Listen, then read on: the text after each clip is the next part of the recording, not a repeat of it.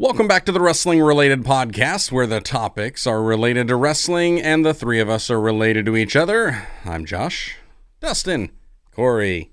Hey, fellas. Hey. Hola. Hey, so let's just get straight into it. I have to hand over the prediction championship. I took a big L in that. Dustin won. Dustin was able to get 11 of the, wasn't 11 of the 12 matches, right? Only missed one. Only missed one. Yep. And I mean, I knew who was going to win it, but I really wanted Kyle O'Reilly. Yeah, it was the Kyle O'Reilly, Roderick Strong one. Yeah, and I mean, I get that you wanted Kyle O'Reilly to do it. I just didn't think they had enough time and build up for him to be able to win that, which is kind of why I went the other way. Makes sense. But yeah, you got 11 of the 12. I took in 9. Corey got 8. So not too bad. You're officially the prediction champion. Just call me late champion.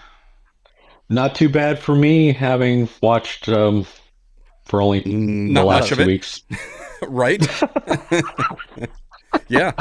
Pretty good, because, I mean, that's showing, even in just the last couple of weeks, that you're able to kind of pick up on a little bit of what's going on and getting a feel for the characters and who they're kind of pushing and some of the storylines. I have a knack for digesting an insane amount of information visually in a short period of time. Yep. Now, as far as the paper, it doesn't always stick, but I can digest it. Right. Sometimes it regurgitates, but we try to keep it down. Yep. As far as the pay-per-view goes, Corey was watching the NHL playoffs. You only caught highlights, stuff that was out on there on. Yeah, what? And hey, Dustin, can we just say that Corey may have missed one of the greatest wrestling pay-per-views ever? Agreed. 100%. Like, it was. 100%. I can't say, like, we were talking about this last night. I don't think there was a single moment, a single match. There may have been a moment, but there wasn't a single match that I gave a Batista down to. Oh, okay. There were a couple Orange Cassidys. A couple Orange Cassidys. But you guys are also referencing to your opinion of the quality of matches, not necessarily the build-up of said matches or such. Am I right? When I go in with how I feel, whether it's the Hacksaw, whether it's the Orange Cassidy, whether it's the Batista, it's all about how I feel. And when I look at the show as a whole, and even the matches, while there were a couple matches that it was like, I was a little disappointed in the work rate.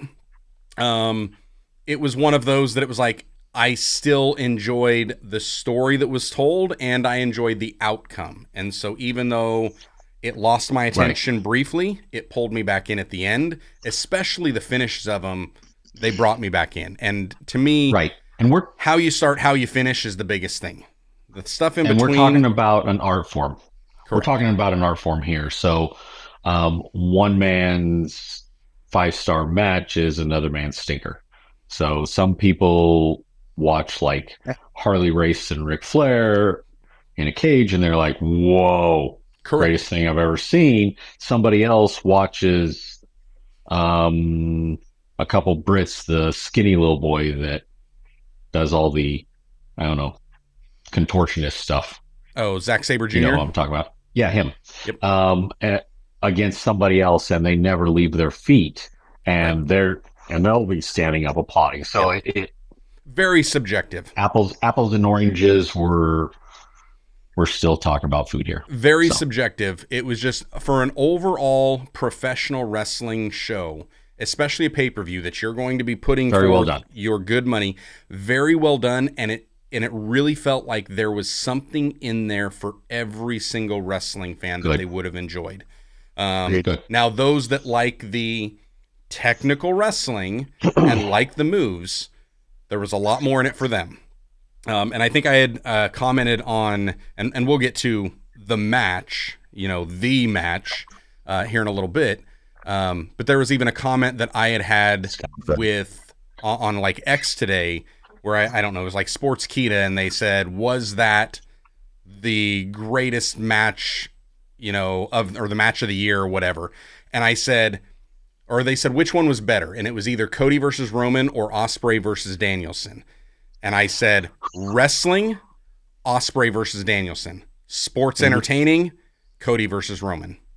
I agree. And yeah, it's really touchy. And I haven't actually watched either of those matches in their entirety. I'm building up to the story being finished. Yeah. But it's one of those things that it can be the best match or the greatest match ever until the next greatest match ever. Correct. Until the next greatest match ever. Correct. Until the next greatest match ever. Yep. Which it's just when people say, and they play in like absolutes. It's the greatest. Okay. I stopped listening when you said because it's too much hype. Yeah, and it's definitely we've all seen too many matches where someone hyped it up to the point where you were expecting like this big epic thing, and you're like, it was good. I enjoyed it. True, but then there are others that are like Flair versus Steamboat, and I don't care how many times people hype it up. It's like, no, that lives up to the hype. And then you talk about Halloween Havoc, Rey Mysterio versus Eddie Guerrero. That lives up to the hype. Kenny Omega and Kazuchika Okada from, what was that, like 2 or 3 years ago at Tokyo Dome for Wrestle Kingdom. Like, that lived up to the hype. Yeah. Ospreay versus Danielson. There was a hype before it even started. It surpassed even my wildest expectations. Like, it got me, it gave me things I didn't know I wanted. And it was just like, yo, this is good. I'm actually going to watch it again tonight. It was that good. And let's just give a shout out, Josh. Let's just give a shout out. The St. Louis fans put to shame the Philadelphia fans from WrestleMania. I mean, they were so on fire. They were on fire. They were with it. They were feeding off the crowd. Even the wrestlers are saying, I've never experienced a crowd this hot. The commentators saying this rivals the Philly crowd. Like, it beats it. Now, granted, the Philly crowd was outside and it was cold that night, and I get that. You got to take that into consideration, but still. Correct. And all the sound just escapes. But to me, it wasn't even just Philly from last week. I mean, when they said rivaling the Philly, I was thinking even ECW Philly crowd. Like, those guys are nuts and get into it. But how rabid they were. Now, granted, that was ECW era, and they had the fans that went with it. But how hungry the fans were. And it was the same 200 people every week. True. But yeah, I mean, and I knew that St. Louis has got a lot of wrestling history to it. But like, I can't ever remember St. Louis having a pay-per-view that was like there, and this is a huge buildup for them, and it was just, no, they were into it. They were going. Cool. It was fun. And even some things like the Jericho and like retire or something like that they were doing. Yeah. And it was Go home, Chris. It took me a while to figure out what they were saying. And then when I heard it, it was like, okay. It played in with the story they were telling in the match too. And it got a chuckle out of me. But yeah, the crowd was great. The pay-per-view was awesome.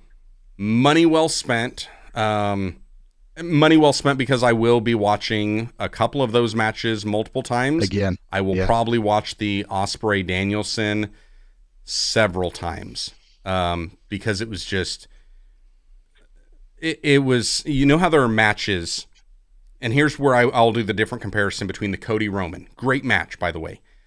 But that Cody Roman match, for that to be as good as it was, and it was as good as the hype build up, it wouldn't have been as good as a standalone match.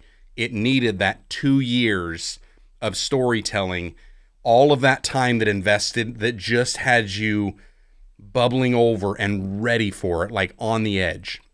Whereas Ospreay versus Danielson, they had that same type of buildup in that match. like just building it up inside the match. And it took me back to those times where you just get two guys that can go out there and tell a story in between the ropes. That's all we want. And it was like, to me, that it was pro wrestling at its purest form. Now, obviously, it's the modern version of pro wrestling, and they're doing some more things, but it was so good. And anything else that really stood out to you from the pay-per-view before I get into another question about the Ospreay Danielson? For me, I would say the prediction of the night goes to the former champion, Josh. He ended up calling it down to the ending of the match of Jack Perry coming in and costing FTR the Tag Team Championships in the title match to allow the Young Bucks to win it. Oh, and the way that he did that, like, it was great. Hoodie and like a Sting type mask on, and he just jumps the barricade, slides in the ring, security immediately diving in after him, and they grab him and shove him right up to the turnbuckle where the cameraman's right there. And they grab the hood and they pull off the mask, and he's just smiling with this smirk. Yeah, and it was great. Like, oh. And then security kind of let go of him a little bit. They're like, they drug him back out of the barrier and walked him back out. I saw the video. As soon as he took the hood down, they saw who it was. They're like, they're like, oh. Yeah, but then they still usher him out. They still walked him out, but they were like, oh, it's one of the guys. Got it. It was, I thought that was well done. Now, kudos to security. They were on it too. They were good. Now, for my own well-being, who did I say was going to win that one? I thought we all went. We all picked the Bucks. I think it was the Bucks. Yeah, we all picked the Bucks. I was gonna say FTR. Yeah. Until I mentioned the Scapegoat, and I was like, man, that's exactly what they're going to do. Because to me, with that whole thing of showing the backstage footage, which we discussed that, and I think it was a bad idea to show it in the first place. That was the only thing that made sense. But that is the only thing that made sense why it would be kind of logical to try to do it. It was still unnecessary, but like I got it. But so yeah, that was definitely it. None of us got the move of the night. I think Dustin actually got the closest though, because there were 12 matches. We had to hit 5 of them, or had to hit 6 of them to get a majority. There were only 5 matches that had small packages in it. I think there were 4 that had suicide dives, and 4 had brainbusters. So Corey made a late comeback trying to make up ground with the suicide dive. I was hanging on that Bucks match. I also realized that it is a bad idea to type in suicide dive in X in the search engine, because when I typed it in, it says, "Do you need help?" And it gave me an 800 number.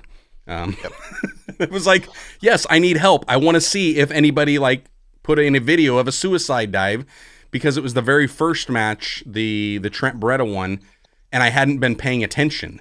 And I was like, oh man, now I've got to go back. So I'm hopping on Twitter to rewind and watch that match while I'm watching it live and watching a replay, and it was a pain. But yeah, great card. Yeah. Good. I thought all the matches, I would have hated to be anybody following Will Ospreay. Oh, can we just give a shout out to whose house it is? It's Swerve's house. Yeah. I was not expecting. It's always Run's house. Here's the thing. I want Swerve to be champion. I'm happy Swerve is champion. But I kind of wanted it to build a little bit longer. I wanted him to have more of a chase, because it felt kind of premature. Do I think he's going to do a great job as champion? Yes. Can he have great matches? Yes. I was just really enjoying Joe building back up the prestige of that belt. And I liked the chase between him and Swerve, and then throwing Hangman in on the mix. And I wanted to see that drag out a little bit more. I kind of wanted him to have the Cody Rhodes path a little bit, where it's like, you get so close, but then you have to go back down and work your way back up. And I thought it just would have made us hunger for it a little bit more. That being said, I'm not mad about it. I will say I have one complaint about that main event, though. And the only complaint I have is that the Ospreay and Danielson and then the Bucks and FTR match, those were very lengthy matches. And to me, it felt like the main event was shortened up for time's sake. I thought it could have went longer. That was my only complaint about the whole match. Okay, to me, I can see that. I can see where it felt. It didn't feel that way to me, but I can see what you're saying because it was. I mean, because that and Danielson I'm on the East Coast Ospreay and I got tired. I was ready for bed, but still. Yeah, I don't know how long the Ospreay Danielson match was. I know Jason was over watching the pay-per-view, and when they got ready, and I think it was like a little after 9:00 here, and they're getting ready for it, and they said it's a 60-minute time limit, and he's like, "I got to work in the morning. I can't do it." Yeah. And he got up and left, and I was like, "Dude, I get it, but you're gonna miss the best match." So, and one, I don't like complaining too much on these. One complaint I did have from this, and it's one of my biggest pet peeves, is people that don't kick out on time. Oh my gosh! And it's like there were so many refs that could have counted 3 easily. Yeah. If they had counted it, you would have been like, "Oh, wait, was that a 3 or did they kick out?" It was close. And it was that close. And it's like, when it gets that close, that's too close. Correct. Like, you need a half, just and it wasn't just one second, ref. just sooner. It wasn't just one ref. It was multiple refs. No, it was multiple refs. It was multiple matches, like at least 3 different matches. And there was one of them that was like really bad. And it was just like, I've noticed that in the last week, everybody seems to be trying to get as close as humanly possible to kick on 3 while the ref slows down the 3. Yeah. And it's like, and there was only one that I let just kick on time. Yeah. There was one that I kind of let slide because it was, I don't know, it was a really deep pin, like a sunset flip type of a deal where you've got them completely over and they're high on their shoulders and you're basically sitting on their chin. And it was like, how are you going to kick out on that? Flip your head out. Well, and that's what it was, but it takes so long to get past that. Yeah. Can we also say about how many matches there were instances where it was either so close to somebody really getting seriously injured, or just take for instance Pac and who do you face? You got the list there, Josh. Okada. What's his name? Okada and Pac, and Pac goes for What did he get his name? Anyway, he does the Black Arrow, and when he did the Black Arrow and he came down and Okada pulls his knees up and he smacks his chin right into his knees and immediately grabs, I'm like, did he just bust his jaw? I mean, I felt like he just broke his jaw right there. And then right after is when he goes into the Rainmaker, and I was like, okay, if he didn't break it on your knee, he broke it on your forearm. Yeah, but the look on his face at the end of that match when everybody was, the whole St. Louis crowd was applauding him. Yeah. And the look on Pac's face was just like, oh, so this is what it feels like to be a face. Because he's always been in between, you know. But Chris Jericho, he almost died. The stairs were way too close for him. Almost FTR taking a German on the stairs, and then that the pile driver on the ladder. So the angle, I watched the T-bone from a crowd cam too. Somebody up in the stands didn't look nearly as bad, but the angle they showed on the live feed, it looked like he landed on his head on the table, and that's where it broke. It was just like, no. But from the other angle, it's like, okay, it was Jericho that didn't really get over for it, and he still landed okay. It was just that one angle looked really bad. So then the pile driver on the ladder with FTR, that was just like the ladder buckled first and went down. Yeah. In the process of trying to do a pile driver, it was, which probably saved. I don't know if it was Matt or Nick, but it probably saved whoever was who pile driver. Well, and then the Danielson taking the Tiger Driver 91, and it was just like, we need to talk about that though. Oh yes. Okay, so question. Yes. Answer. Was Ospreay versus Danielson the greatest professional wrestling match in U.S. history or even in all time? No. What's better? I can't say. I can never say in my life, I will never say that one match is the best of all time, because in that genre, in that year, in that decade, whatever it may be, there is a best. Wrestling changes, wrestling adapts. You cannot say that Ospreay is better. You can say at this time, this year, yes, that's the match of the year, in my opinion. You can say probably in the last 5 years. Could it be match of the decade? It would be a contender. It would absolutely be a top contender. When I got done watching it, we're only 4 years in, guys. I sat watching that thing and I'm like, I cannot think of another match that I have ever watched that made me feel what I felt watching that, and that had me marking out like an 8-year-old again. For both wrestlers. For both wrestlers. Absolutely. And that one scene right towards the end where Danielson is gearing up for the, what is that knee that he calls it? The psycho knee. The psycho knee. Mm-hmm. And at the same time, Ospreay is getting ready for the hidden blade. And it's like they're pairing off and they're looking at each other. And that slow rip of the elbow pad as Ospreay is staring at Danielson, and they pan over, and there's a moment in Danielson's eyes where it's like, uh-oh. It was like, and I'm like, this is a video game. This is Street Fighter. This is two guys on their power-up getting ready to collide in the center of the ring. And I'm thinking, is it going to be both moves, and who's going to actually... And in that moment, just the slow buildup of it, and I was like, this is it, this is it, this is it. It was everything in that moment. And I'm like, I can't think of any other match that I've ever seen. So, like, I saw that Dave Meltzer is saying that, and take Dave Meltzer for what it's worth, one man's opinion. I agree with a lot of his opinions. I disagree with other opinions of his. I usually agree with his star ratings for the most part, other than the fact that Kurt Angle's not there, which that's still wrong. But he came out saying that he believes that that is the greatest match in U.S. history. And Dave Meltzer also has a crush on Ospreay. That's all I'm saying. He does. Okay. But at the same time, I can't think of one better. So it's like, I can't disagree with him, although I'm still hesitant to agree with him. But that's just because of the definitive nature of making a statement like that. Right. And at the same time, it's like, I can't think of one that I've ever watched that was that good.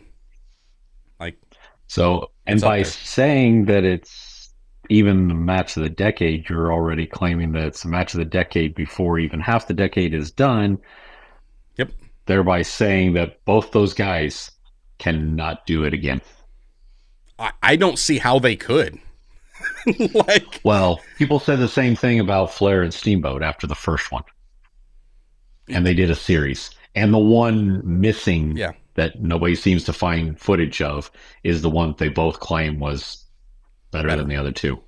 The hard part is the perfect layout, the perfect scenario.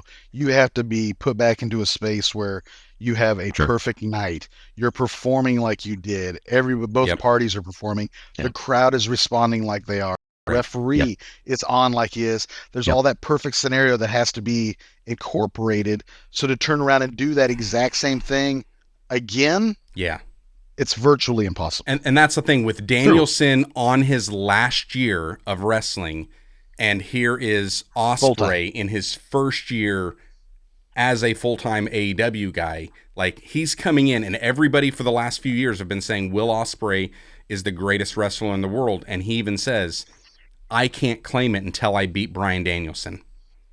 And it's like, that's the whole buildup, the match that everybody's been wanting. And the fact that with what both of those guys did, you know, early in their careers over in Japan, the impact that they wound up making, it's just like everything that was there, and their styles, while they were slightly different, they were also complimentary, and it was just. So since we're talking about it, let's bring up Tiger Driver 91. Tiger Driver. So here's the thing. At first, when I saw it, it looked worse instantly. In live action. Yes. Than it did in the instant replay. The instant replay, Correct. I'm like, okay, he tucked enough. Yep. He landed more flat on his shoulder blades than anything. However, his selling was amazing. Yeah. Amazing. And they are selling throughout every aspect. When they came to the media scrum and Ospreay's out there talking, he came out and the first thing he said is, I mean, he's visually shooken up. Yeah. And the first thing he said is, I just want you to know that I've went back and I've watched the tape and I was not aware that the referee called for the doctor. I was not aware. I didn't see it. I want to apologize to Brian Danielson. I did not realize that hurt you the way it did. Yep. That was not my intentions. And he even went as far as to say he is retiring that move from his arsenal. He will not use it again. Yeah. There was also a video of him helping Danielson along with the doctors back to the locker room. Right. And this is the part that gets me thinking, because at one point he leaves, he's all shooken up, Ospreay does. Camera turns back to Danielson on the table, and he's still playing it out, and he says, "Need to get the cameras out of here." And it's just that comment right there makes me think that his previous comment prior to the match and prior to last night was he will never retire completely. Correct. He will die bleeding in a ring. Correct. So with that being said, that makes me think they are doing an amazing job throughout the whole thing, and this is all a work. And if it is, you're doing. I think he's hurt. And while I not say to that extreme. I don't think they can replicate it, the only other buildup that I think that they could add in that would add a little bit extra is if it was a career on the line, a retirement type match. Correct. And then that element is like, oh, now there's more stakes to it. And that brings in more something. Energy. Yeah. So, well, keep in mind, this first match between the two of them is really, bragging rights. To be able to say that you're the best. But now they've just introduced something that makes it a little more personal. Leads to a round two. Something else happens. Gets even more personal. Now you want to end the other guy's career. Go out like that. That would allow AEW to draw out a big storyline over a long period and keep the hype going. And that's... With that being said, all three of us have wrestled. Yeah. And Corey, I don't know if you've watched enough to know what the Tiger Driver 91 is or not. I know what that is. Yeah. I don't care if it is Ospreay giving it to me and I'm in my prime. I wouldn't take that move. There's no way. Yeah. Hey, I did take it from Brian Ash. An ugly move. Yeah. That was not an intentional Tiger Driver 91. That was a full Nelson Driver 2001. That was something else. Yeah. That was also, I think, my first concussion in the ring. So, no, I would not take that. First. Shout out, first of, I'm sure, many. But no, it's like that. Well, that was my first one from him. First. I think there was actually two in that match. Because there was that and then the sit-out powerbomb that he stole the ring on me. I think my first one from him was the punching bag. I think that was my first one from him. But no, I wouldn't take it. And having seen what he did against Kenny Omega and the one he gave Omega, 10 times worse.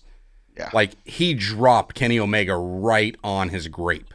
And it was sick. Now, Kenny Omega, he said he was comfortable taking it, and he knows what's involved with it, and he's taken it several times, and he knows how to take it right. And I'm like... He's a different cat. Yeah, I'm like, you're Kenny Omega. I'm not going to say any different. If you know how to land on your head safely, great.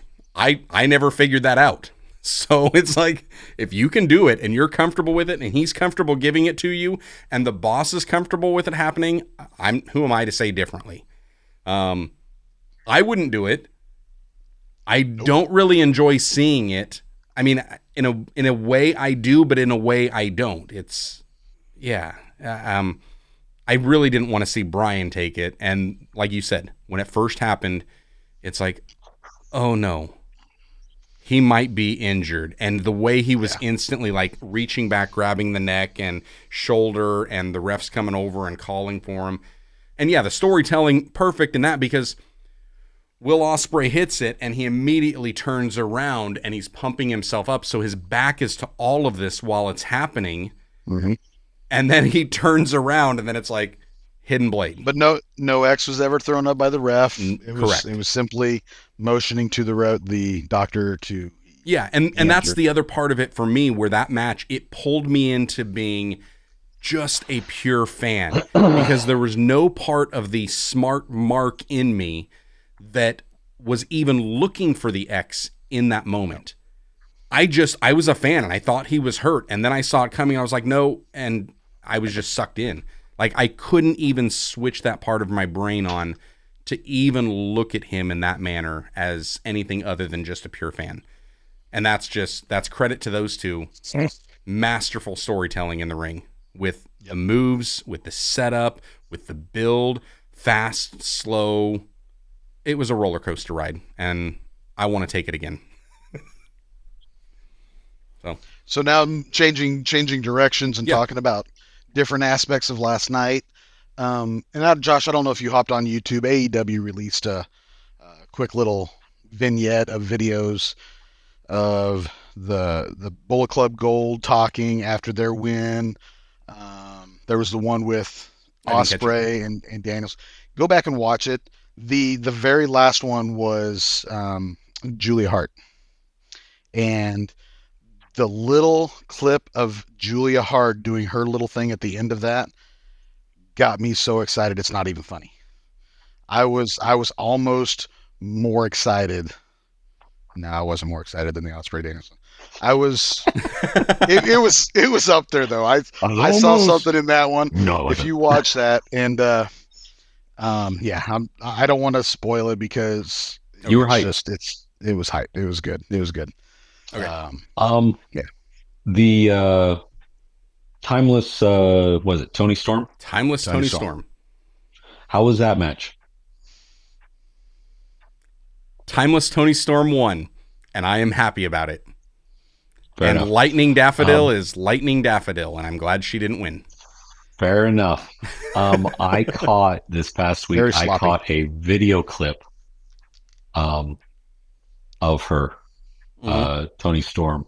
And you guys were talking about her promos and whatnot and her vignettes. And it was when she had the makeup all over her face and she's like, I'm keeping the color here. And she started, she can cut a promo. Girl can cut a promo. Yep. She cuts a promo better than most of the guys. I was like, uh-oh, she gonna cut someone. My favorite thing from her, and this has been months ago, and it was months ago when there was all of this talk and the rumors about Mercedes Moné showing up. And is she going to show up? And it was a post-media scrum and after the match, and Tony comes out and she's just like, all right, I'm just going to say this right now. And she looks over at Tony and she's like, and I don't care what you have to say. You just sit there and be quiet. And she's like, there's a lot of rumors out there. A lot of rumors about somebody that's going to be coming into this company and that they might want to challenge me. Well, you know what? I'm ready for the challenge. And she stands up and she's like, Wendy Ricker, I'm going to whoop your. So at last night's media scrum, one of the questions from the audience was to Tony Storm. Tony, do you think that now that you have defended your title successfully against Thunder Rosa, do you think you will be able to get your match that you want and that you need, and Tony Khan will be able to provide you Tony Storm against Wendy Richter? And she turns and looks at Tony Khan, and Tony Khan goes, yeah, I can say that's not going to happen. Because even though Tony Storm may be timeless, Wendy Richter is not. And they went on like that, and I'm like, that was good. That was good. It was that build up because she button hooked everybody doing it, and it's absolutely just like she's just you got a better chance with Medusa. Yeah, but yeah, no. Tony Storm, She's amazing. She is. Yeah. Anytime she's on screen, I've got to pause or slow it down the fast forwarding. And it's like, I've got to watch everything. I've got to see what she's going to do, what she's going to say, even when it's not her match. Even when it's Mariah May and it's her match, if Toni Storm is outside on the ring apron or just, I've got to watch. I have to watch the entire thing. She is the must-see TV for me. So. I will say last night during the 6-man tag, the House of Black against Edge, Eddie Redneck Kingston Kung and Fu, Mark and Eddie Kingston, I will say I had a TS Aggressor moment. Back in our training days, when we were standing there and there was a young man that came in and the young man says, Trav goes, Dust, I want you to turn around and you and whatever Ian's name, I think his name was Ian or something like that. You guys go at it, little 5-minute match. And he says, okay, first thing I want to do is we go to tie up, but I jump up and give you a hurricane run. And I'm like, that makes no sense. None whatsoever. You're 130 pounds. I'm 280 pounds. Makes no sense. Last night in that, I had the TS Aggressor moment and teaching moment when Eddie Kingston gets kicked in the back by Buddy Matthews. He immediately gets up, kind of no-sells it, sits back down, and says, go ahead, do it again. Buddy Matthews runs against the ropes and kicks him in the face. And it's like, why am I going to kick you in the back if you're going to no-sell it? That makes no sense. Right. No logical sense. And I'm like, that was great. That was great. Beautiful. I love Buddy Matthews. House of Black is so good. All of House of Black, including Julia Hart. All of House of Black is so good. Yeah, I was happy with that win. That was one of those, like, I don't care what, and I wasn't even thinking with, like, trying to predict. It was like, I just want them to win, so I'm just going to pick them, which is kind of what you guys did with Jericho and wound up panning out. Oh, by the way, the end of the Jericho match, the baseball bat. He ate it.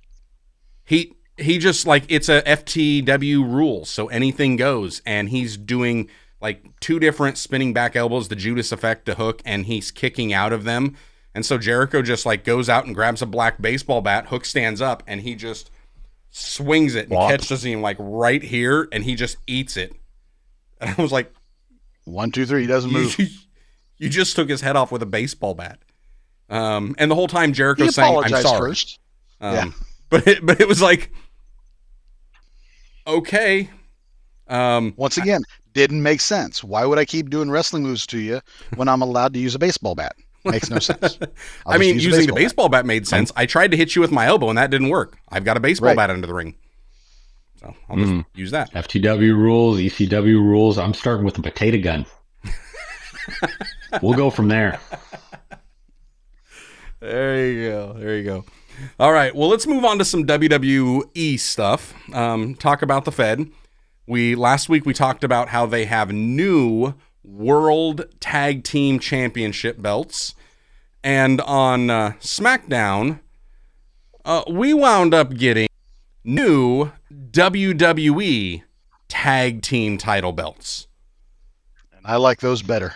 Beautiful.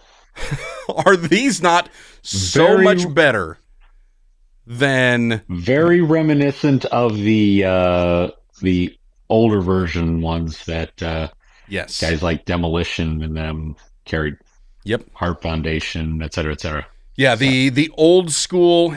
To me, it's really a kind of a almost a combo of when they had the. Well, there was the one that went from the Reggie Park belt, the one you're talking about, that was 85 to like 2002, and then they came up with like an updated version of it that had more black in it, and that was like 02 to 2010, because that was like the one that Los Guerreros had, and it's kind of like a combination of those two, hybrid of the two. Yeah, and we see the Griffins on the side with the wings.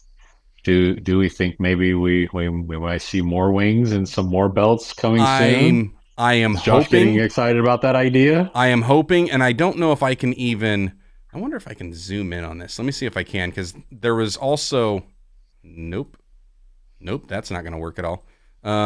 Right in here, they also have on the side plates. They've actually got guys grappling on that fourth plate, which... What? Right? When was the last time we had something like that on a belt? A wrestling title belt with people wrestling on it? Yeah. What? So, yeah, it's kind of... Yeah, you can Beautiful. barely make it out. But, I'm happy to see Bye-bye nickel that. belts. The what? Nickel belts. Bye-bye nickel belts. Bye-bye nickel belts. Those, the worst belts, the worst belt design in all of history. I prefer the super cheap, like fantasy football titles that you can buy out there. Like I would rather wear one of those. It's close. Because like those, close. Well, they are pretty close, but they're bad. They're disgusting. I was excited to see it, especially when you have like the world title belts that have got more of a round shape, so they're unique. I also like the fact that the world title belts that we discussed last week, because they've got that more of a round shape and they're the world tag team titles, it is in a similar design as the world heavyweight title and then the women's world championship title. And so I like that it has an overall kind of theme and aesthetic to it. Then you get over here and we've got new WWE tag belts that are a throwback to like the 85 to 2002. And I'm thinking, so now we need new. Can we please get Cody a winged eagle update? Like, he can't even say it. He's so excited. I can't. I'm so excited. It's like we need something. I cannot stand big logo. No. Like that's it. It's like it's a big W. Logo is horrible. It's just no. Like why? The only thing worse than that is when you have two separate belts that are only different by one background color. They're identical. I mean, what happens if the two champs bump into each other, drop their belts, they pick up the wrong ones and keep going? Yeah. Nobody's going to notice. Yeah, like when they had the Raw and the SmackDown where it was until they get on the other show and go, "Yay, I'm on Raw." Wait, that's blue. Right. Yeah. Wait a minute. Yeah, it's talking about SmackDown. And talking about SmackDown, let me just general managers of Raw and SmackDown, Adam Pearce, Nick Aldis, they are doing such a fantastic job with that position. Yep. When you have Austin Theory and Aussie guy's name, Grayson Waller, and they're turning around and they're disrespecting Triple H in the ring, and Nick Aldis goes, whoa, hold up. That's not going to happen on my show.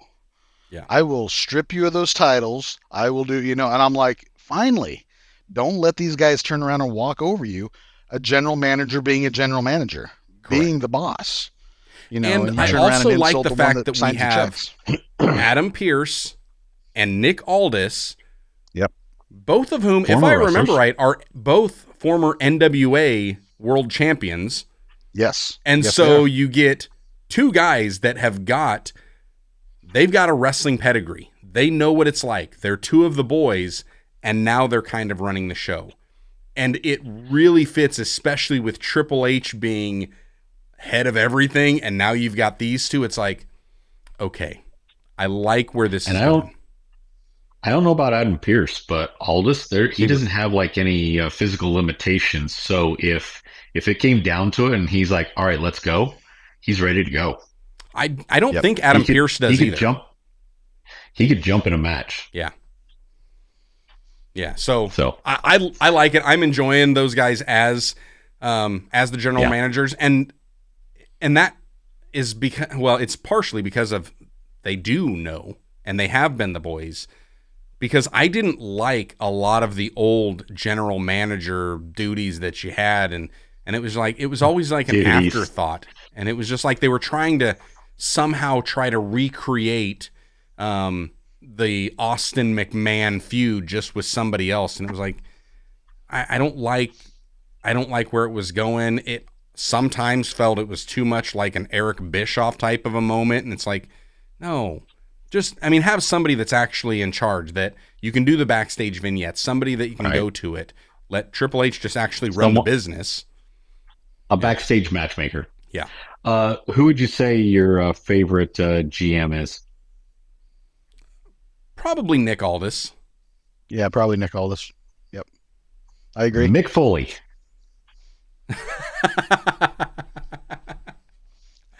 I like Mick, but no. I like with a little gavel. Mick that Foley was hilarious. He was a funny GM. And especially when he sit there and stick it to Edge and Christian. There you go. That's great. Hey. Okay. How about we do this too? While we're talking about it, and I'd kind of thrown this in our chat, we're talking about Tag Team Championship belts. I don't know if you guys prepped for this at all, if you've ever even thought about it. No. Do we want to save this for another episode?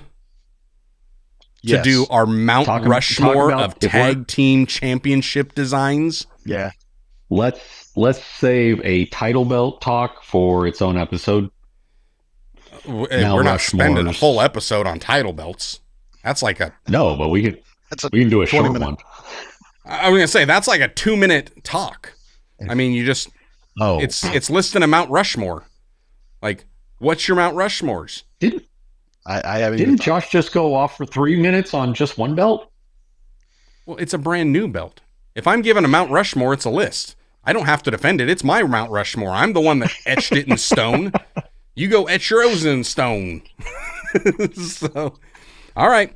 We'll keep that for the next episode, which, by the way, anybody checking out our podcast, go ahead and tag us on social media somewhere.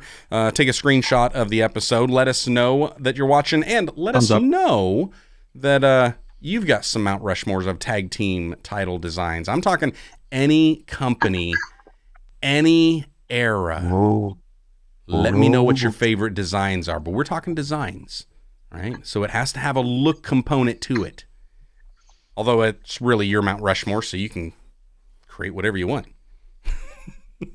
All right, we'll skip that one. But hey, any other big items that really took place from this past week? Any shows that were happening that we didn't quite get to? Or is there anything that you can think of that is coming up? Because we're recording this Monday night before Raw's even happened.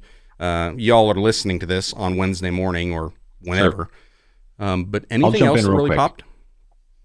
I'll jump in real quick. Did you guys see that Matt Hardy's now on Impact? Yep. So Broken Matt Hardy is back. Yeah, broken Matt Hardy. Jumped back in and hit a twist of fade on Moose and did his delete. And what makes it even more intriguing from what I'm hearing is he's on a pay per appearance basis. Correct. Perfect. Which that creates so much intrigue because that means he's keeping busy till Jeff's contract's up. And they could go anywhere. Like, and Matt has even said recently on a podcast that even going back to AEW and re-signing is not off the table. He just recently said, here's the thing that he wants. He wants to make sure that he and Jeff are in a position to tell a story that really helps elevate their legacy. And that's what they're wanting.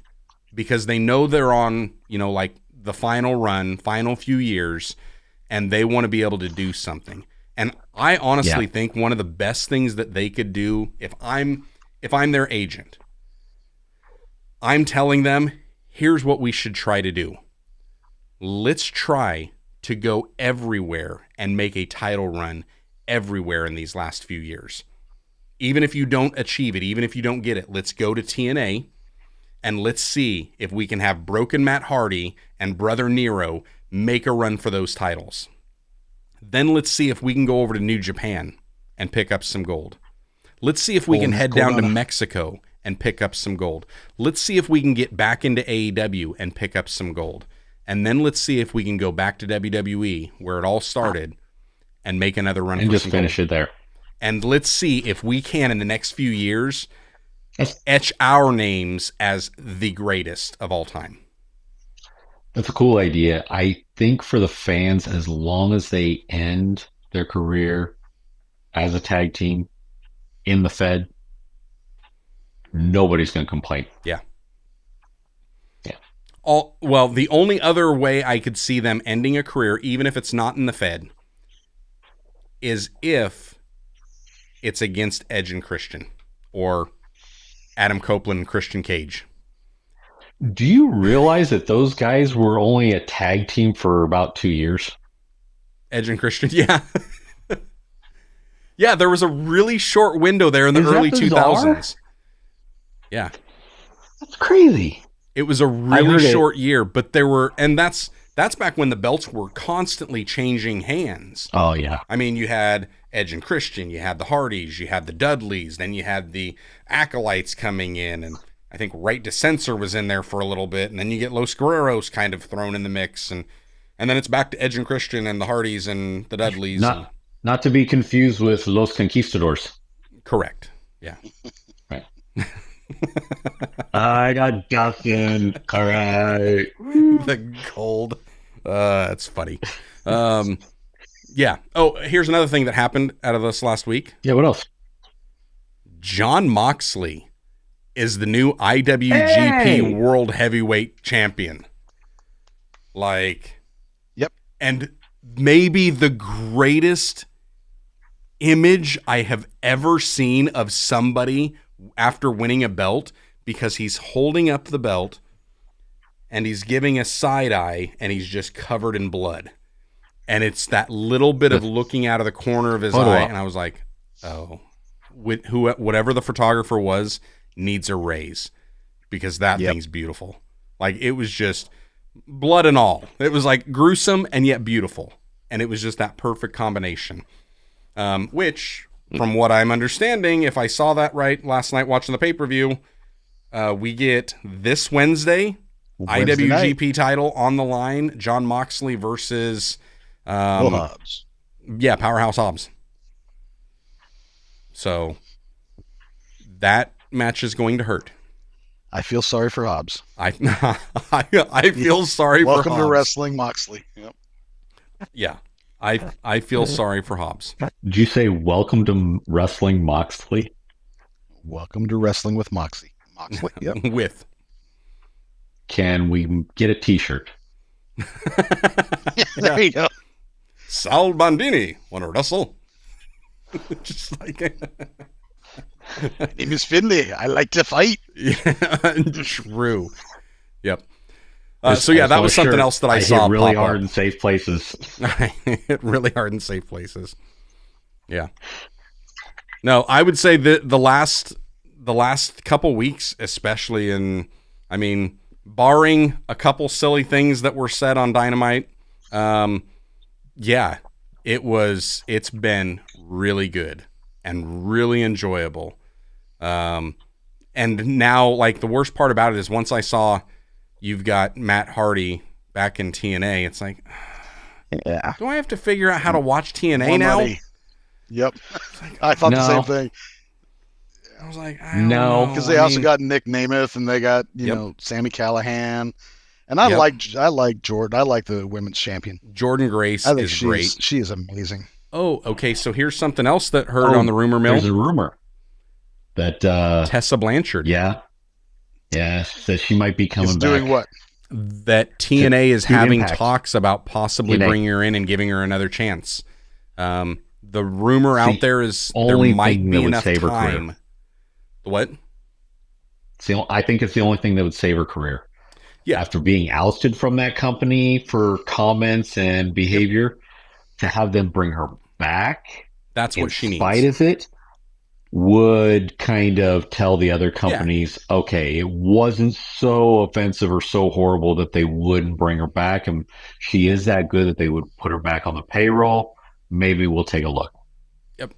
You have a little forgiveness there. Well, and the worst part about it is, like, that was all happening right as AEW was starting up, and I was like, I mean, it was like every single night watching the early Dynamites and the early pay-per-views, and I was like, can we get Tully and Tessa together in AEW? And I was like, because we had Tully there, And I was like, can we just have her come in? Because that would be so cool. And I was looking for it, and then all of this happened, and it was like, nope, not happening. Now, am I wrong? I thought I understood that those two were like seriously estranged. Like she uses the name, but like there's some distance between them. I hadn't heard that. I might have misunderstood something. Yeah, I don't know, but no, I mean, I was a fan. I liked watching her wrestle. Because back during that time, she was putting on better matches than the vast majority of any of them in any company. And it was just like, okay. So yeah, it was kind of sad to see that she had kind of fallen off, rightfully so. But like some of the comments that she had made, from what I've read, she had apologized for those, and the one that they were directed at, what was it, like, I can't even remember what her name is, but she had basically said, yes, we have talked, she has apologized, all's forgiven, she's making, the right steps to learn from her mistakes and admitting what she has done, which was different than what she had done initially. So it's like to see that from somebody that was probably the most offended of the situation, saying, okay, we can give her another chance. We all need a little bit of mercy and grace. If I'm not offended, why are you? Right. And then with TNA, the way that things went down, where she was no-showing and having the belt, and I'm not going to re-sign, and we need to figure something out, and that whole ordeal. And it was like holding the belt hostage. Yeah. But then at the same time, it's like, well, WWE's gotten over that, because that's kind of what Sasha and Naomi did. Like, they were tag champs, and they just walked, and they're like, deuces, we're out of here. We'll mail it back to you. I don't even know if they took them. I think they might have just left them there. So it's like, there is a way to get past that, especially if you've got somebody in charge, i.e. a Triple H, that is like, is there money to be made? I'll tell you right now, this new Triple H era, which now it's Paul Triple H Levesque, this new era of wrestling, yeah, I'm excited for it, and I guarantee a lot of the other boys and girls that have kind of gone elsewhere, that for whatever reason, they're going to reconsider that, because man, it's looking good business wise for everybody, and lots of promotions. So nobody is sitting there going, well, if I'm not signed by the Fed, then I can't make money. Oh no, you can make money. Yep. Speaking of the guy that won't take a contract anymore, Matt Cardona, injured. Oh, is he? Ooh, yeah. Okay.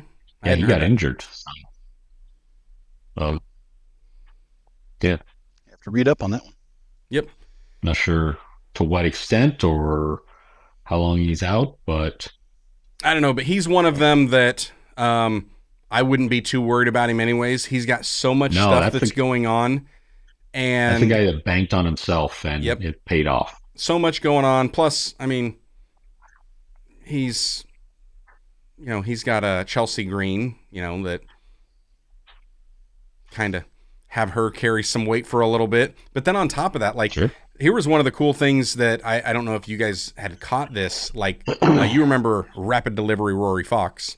So I think it was a year or two ago, he wound up getting injured, and he was supposed to, at one of Austin Bayless's shows over there at CEW, he was supposed to wrestle Matt Cardona, and he couldn't do it. And there was an issue with the injury that he had. Apparently it was bad enough. There were medical bills piling up, and Matt Cardona was one of the first people, when there was a GoFundMe that came out, that he just went ahead and sent him money. He's like, hey, get better. Understand where you're at. Definitely get it. Here, help out. And it was cool to see that, he's just one of the boys, and he's going through a time. We're going to help out. So that was kind of a cool thing, and I know he's not one of those that would want that acknowledgement at all. Matt Cardona wasn't. So it was just like, but hey, you do a GoFundMe, and all of a sudden the donations are public. So there you go. But yeah, so he's got enough support that's out there that depending on what the severity of the injury is, he's still going to get bookings all over the place. If for nothing else, just appearances and signings and things like that. So yeah, I don't remember what it was, but something about how he had to miss a show or something. All right. But we'll have to take a look at that. We got some more wrestling going on. I think we need to wrap up this episode because here in about 5 minutes... We're 5 minutes out from Raw. Raw comes on. So, until next week, you guys got anything else that's pressing? Nothing. All right. Well, put together your Mount Rushmores, and we'll see y'all next week.